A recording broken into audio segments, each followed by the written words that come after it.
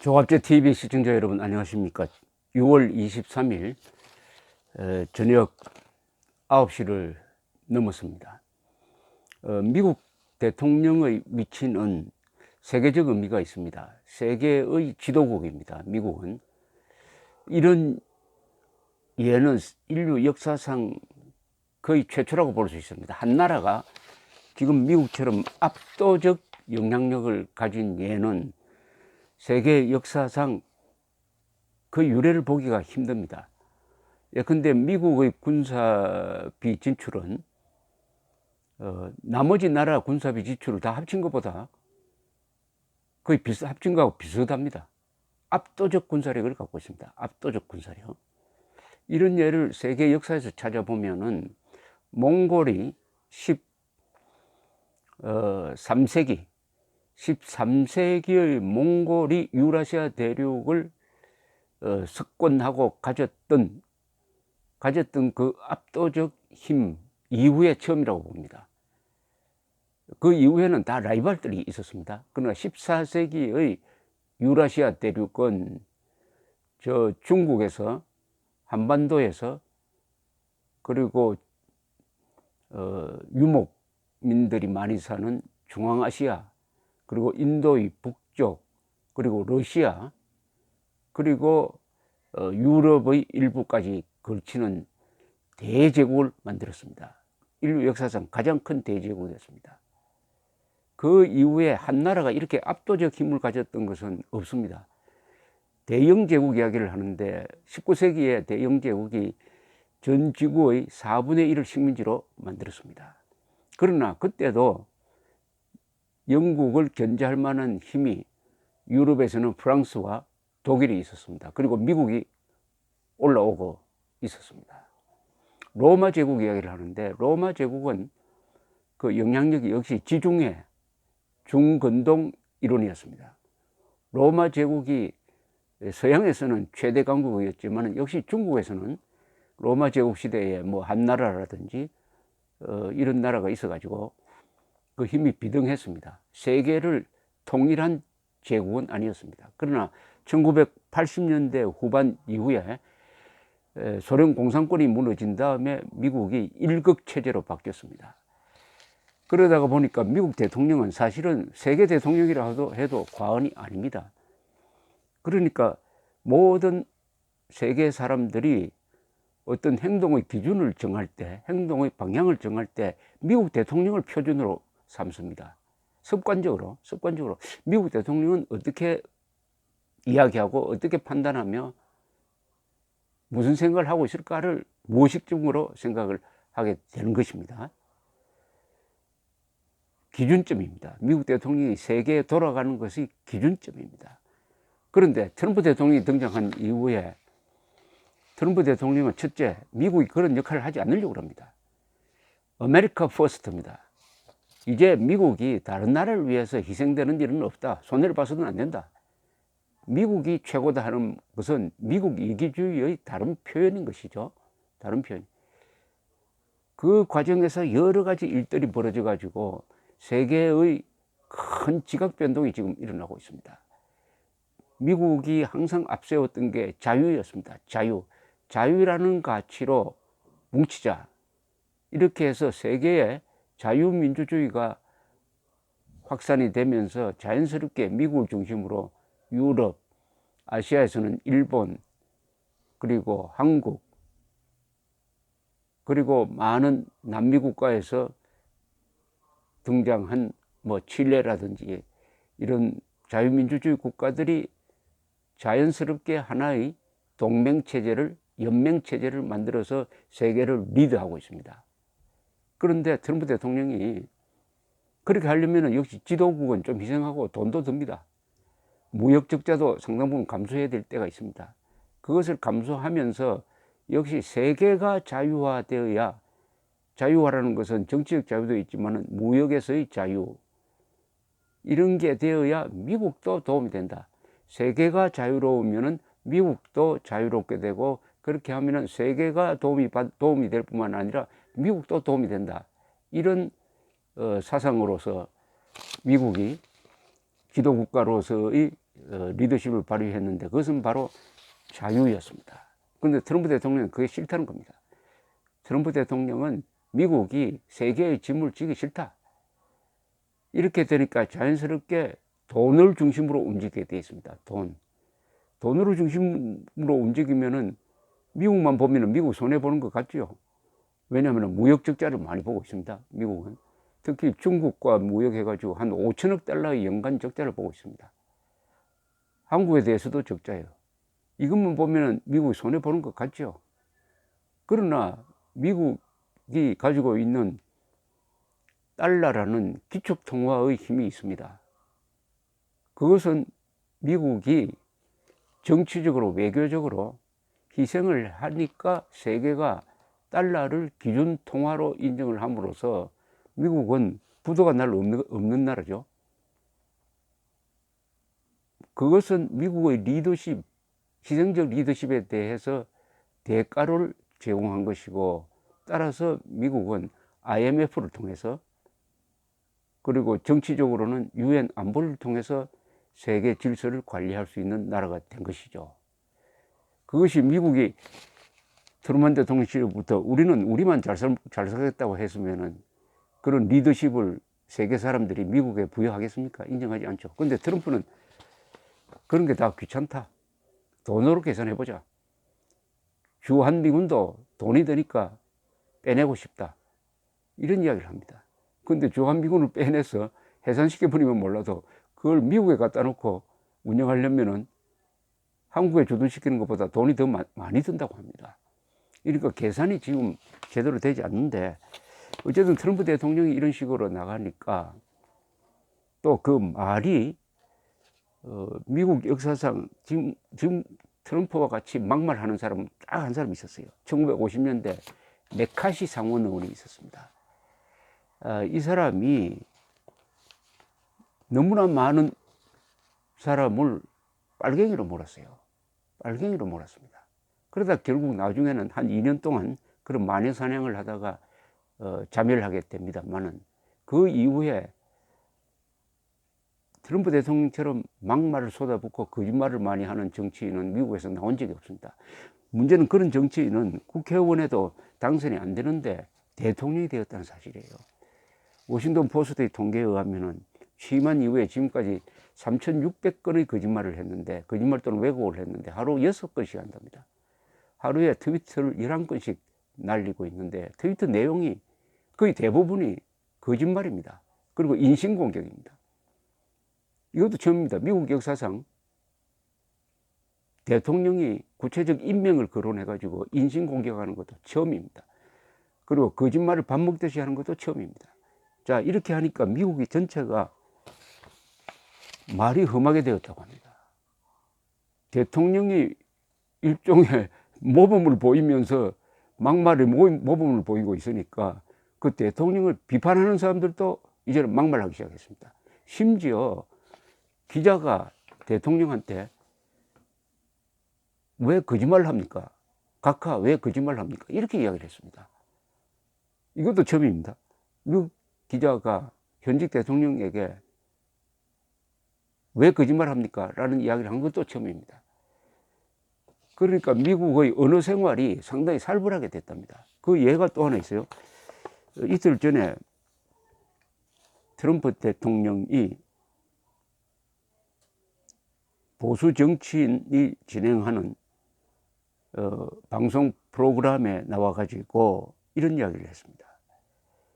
트럼프 대통령이 지금 김정은과 만난 그 회담에 대해서 언론이, 전문가들이 집중적 비판을 가하고 있으니까 아주 신경이 곤두섰어요. 그래서 이제 이렇게 이야기합니다. 우리는 훌륭한 합의에 도달했다. 김정은과. 가짜 뉴스들이 이걸 그들식 방식대로 보도하고 있는 건 유감스러운 일이다. 이건 거의 반역적이다. 이렇게 이야기했습니다. 반역적이라는 말이 튀어나왔습니다. 자신을 비판하는 것을 반역이라고 했습니다. 반역이라 하면 미국에서는 최소 징역 5년에 아주 장기형을 받게 되어 있습니다. 반역이다 하니까 언론이 뭐라고 비판하느냐. 이것은 미국 수정헌법, 언론 자유를 보장하는 수정헌법 제1조 위반이고, 그리고 자신에 대한 비판을 미국에 대한 비판으로 오해를 하고 있다. 자신에 대한 비판을 미국에 대한 비판을 오해하고 있다. 김정은을 만나고 하더니 독재자로 변해가고 있다. 이렇게 주장을 했습니다. 여기에 일부 타당하다고 생각되는 게 지금 트럼프 대통령이 남북관계, 북핵 문제에 관해서 이야기하는 내용을 들어보면 김정은의 논리를 그냥 가져와 가지고 이야기하는 경우가 많습니다. 그 유명한 한미 군사 훈련이 북한에 대해서 너무나 도발적이므로 중단하겠다고 했어요. 한미 군사 훈련이 도발적이라는 말을 한 사람은 지구상에서 김정은밖에 없습니다. 김정은밖에 없어요. 중국도 그런 식으로는 험하게 이야기하지는 않았습니다. 근데 미국 대통령이 그동안에 미국과 한국군이 북한에 대해서 도발을 했다, 미안하다, 이런 식의 이야기를 한 연장선상에서 이제는 자신을 비판하는 사람은 반역적이라고 하니까 트럼프 대통령은 독재자를 좋아하다 보니까 본인 스스로 독재적 발상을 하고 있다는 게 됩니다. 이 트럼프 대통령의 최근의 행동은 보면은 이건 비정상적입니다. 정신 분석이 필요하다고 봐야 되겠죠.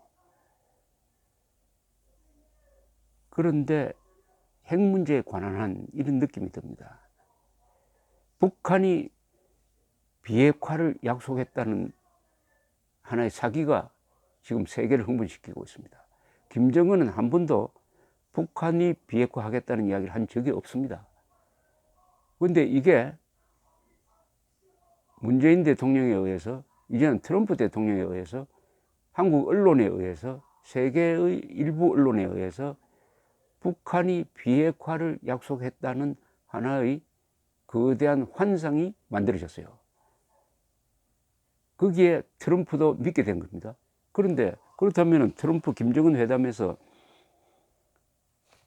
김정은이 빼도 박도 못하게 북한의 비핵화를 약속하는 약속을 받아냈어야 될 거 아닙니까? 그럼 이걸 가지고 당신이 내 앞에서 북한의 비핵화를 약속하는 문서에 서명했으니까 이제 약속 지키라고 들이대면 돼요.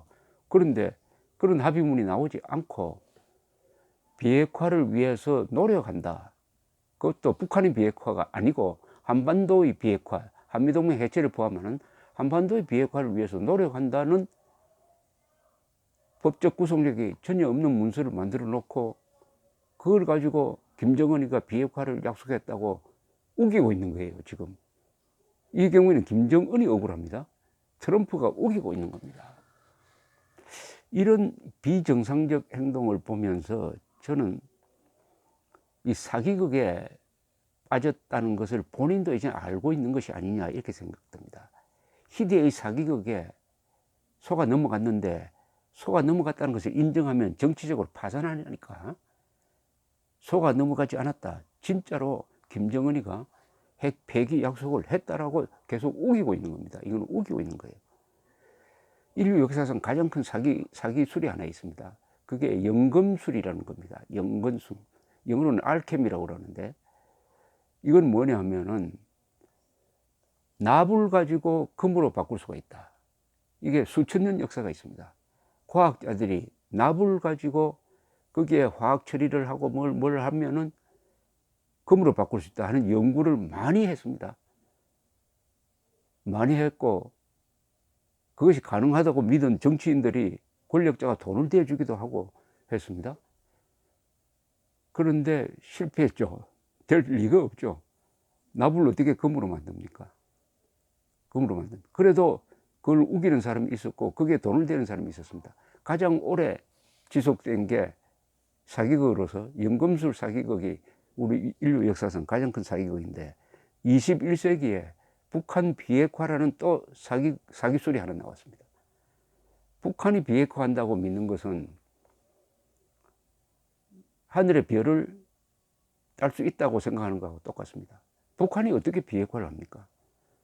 북한이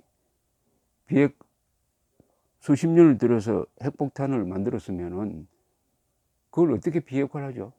그걸 빼앗은 버리면 북한이 무장 해제가 되고 코브라가 지렁이가 되는 판에, 아니 인류 역사상 어떤 국가도 그런 식으로 자살한 무장 해제한 거 없습니다. 북한 비핵화는 전쟁이 아니면 불가능합니다. 전쟁으로 북한을 비핵화시키겠다는 것은 이건 사기가 아닙니다. 그러나 회담을 통해서 북한을 비핵화시키겠다는 것은 이건 연금술처럼 사기입니다. 왜냐? 피가 흘리지 않고 북한은 핵무기를 갖기 위해서 수백만을 희생시켰어요. 피를 흘려서 만든 게 북한의 핵폭탄입니다. 수십만, 수백만의 피가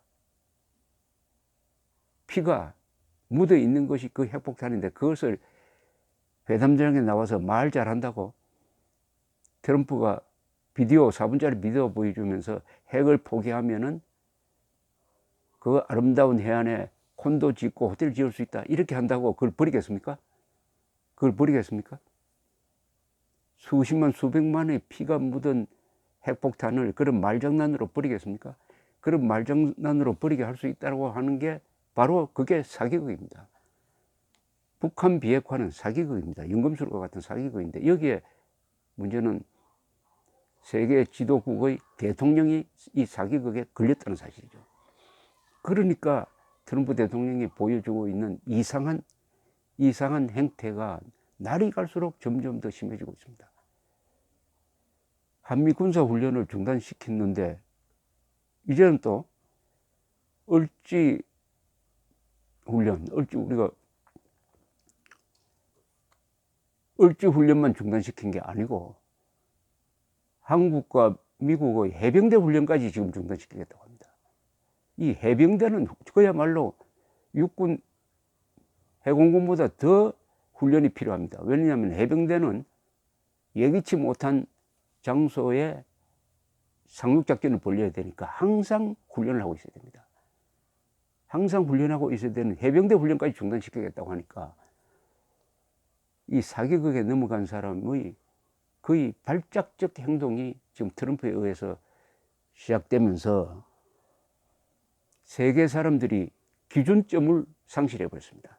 앞으로 세계 질서가 큰 변화를 겪게 될 것이라고 생각을 합니다. 이제는 미국을 믿을 수 없다. 트럼프도 믿을 수 없다.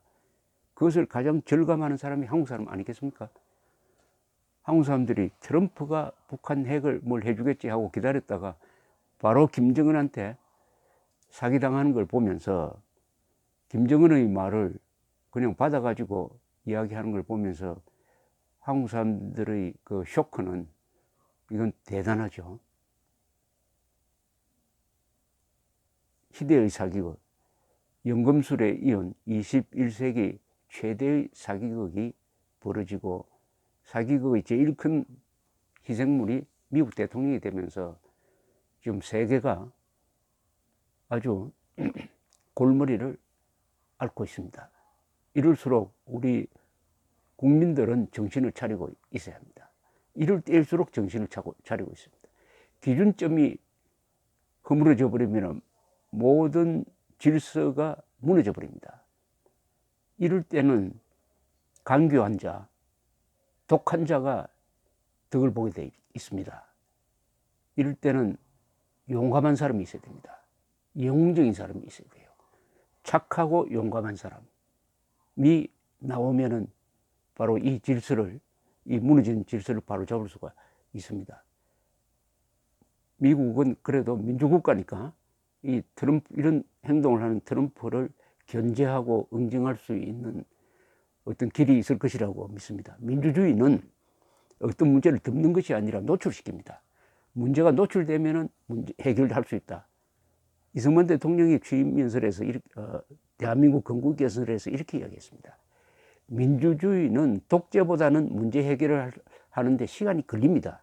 그러나 종국에 가서는 선이 악을 이긴다고 믿고 민주주의를 할 수밖에 없습니다. 이렇게 이야기를 했습니다.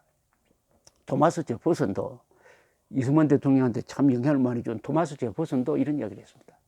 국민이 분별력을 상실하면 어떻게 할 거냐? 국민한테 주었던 참정권을 빼앗을 것이냐?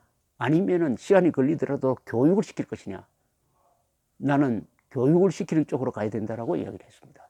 제가 이런 방송을 하는 것도 우리 국민들이나마 정신 차리고 분별을 가지고 선악 구분하고 피하 구분하고 진위 구별을 잘 하자는 뜻에서 이런 방송을 하고 있습니다.